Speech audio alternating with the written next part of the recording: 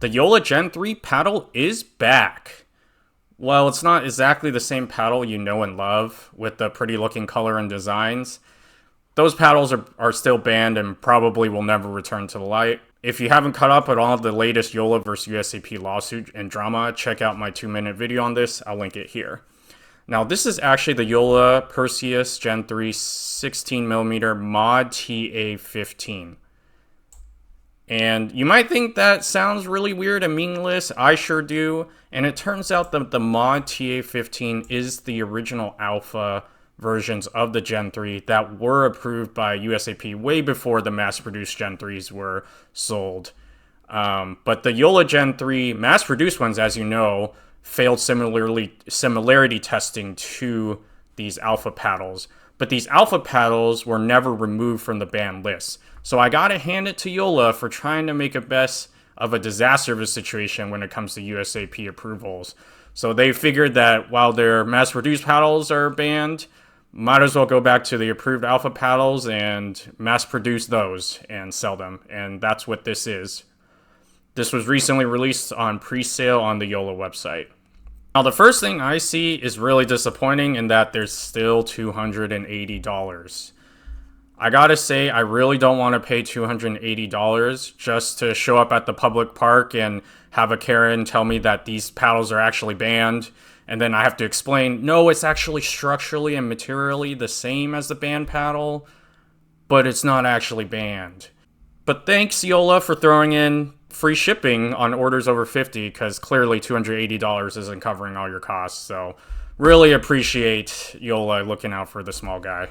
By the way, if you're looking for high quality paddles that aren't going to put you in massive credit card debt just to have them banned later, I would recommend these paddle companies who sell paddles for half to a quarter of the price of the Yola Gen 3s. We have Friday Pickleball that consistently has 2 for $99 deals, Spartus, which sells the new wide body paddle, the Apollo, for $117 after discount code, and finally Honolulu Pickleball with the new J2K that I recently switched to from my 6.0 Ruby for $135 after discount.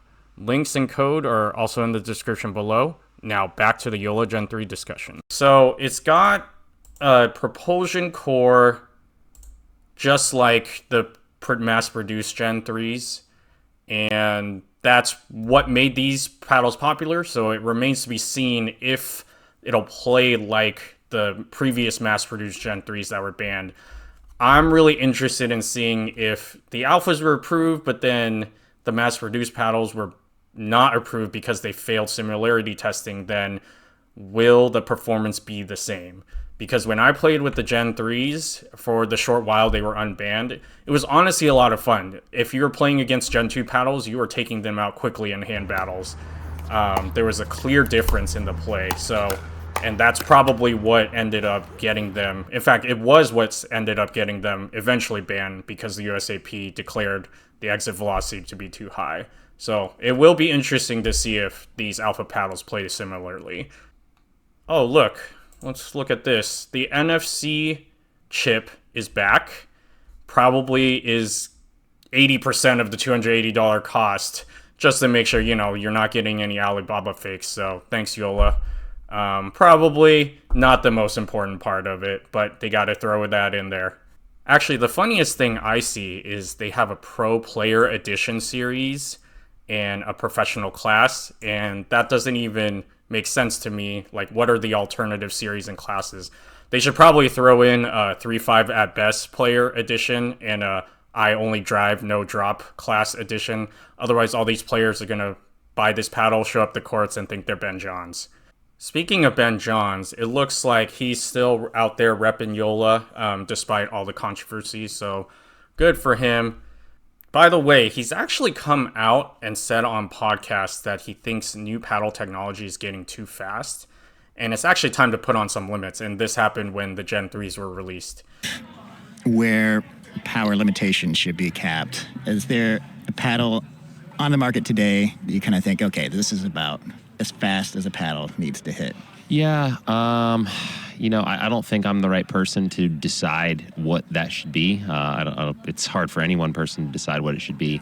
But I think when it's gotten to the point of people are wearing safety glasses predominantly, you've probably hit that point. I think, I agree. I see a lot of amateurs wearing safety glasses on the court Yep, now, too. smart. I think it's very advisable, especially at the amateur level, because it's less accurate. For sure. They're so much less accurate. It's like with pros, I was literally telling Anna earlier today, I was like, I'm so much more uncomfortable playing against these amateurs right now than any pro.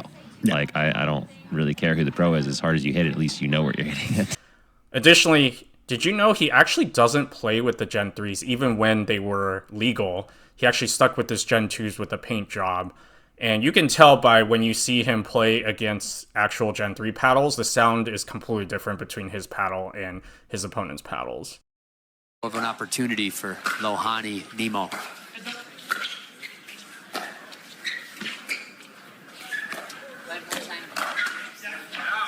But, you get that bag, Ben. Okay, but the best part, honestly, is these power and spin and control ratings. Clearly it's out of 100, but I don't even know what they really represent. And some Yola marketer was probably like, okay, we can't put 100 because that's not believable, but let's put numbers really close to 100 so that it looks really good. But the funny part is that it doesn't even match their specifications below. Look at this.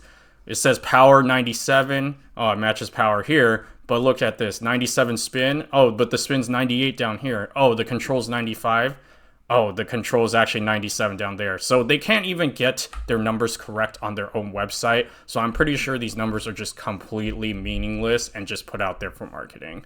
All right, so my favorite part of all this is that they have to put USAP approved in bold at the bottom of the description, as if there would be any doubt, right?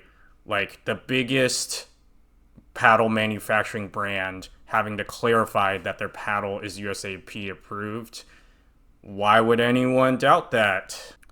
Okay, let's take a look at this marketing video to see if we can learn anything about the paddle.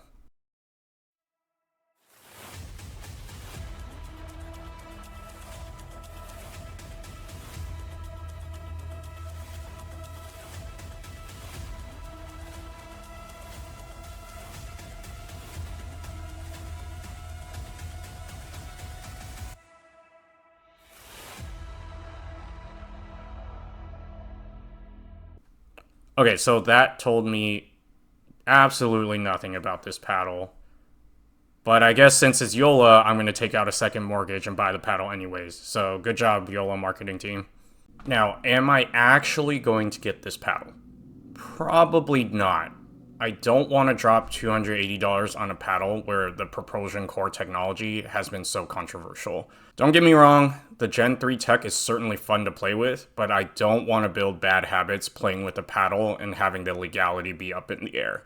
I'm going to give this a long time and see how Yola and USAP resolve their conflicts and see if the propulsion core actually goes mainstream before I even consider getting a Gen 3 paddle again. Thanks everyone for watching and supporting the channel. Please leave a like and subscribe if this was helpful, and check out the discount codes below.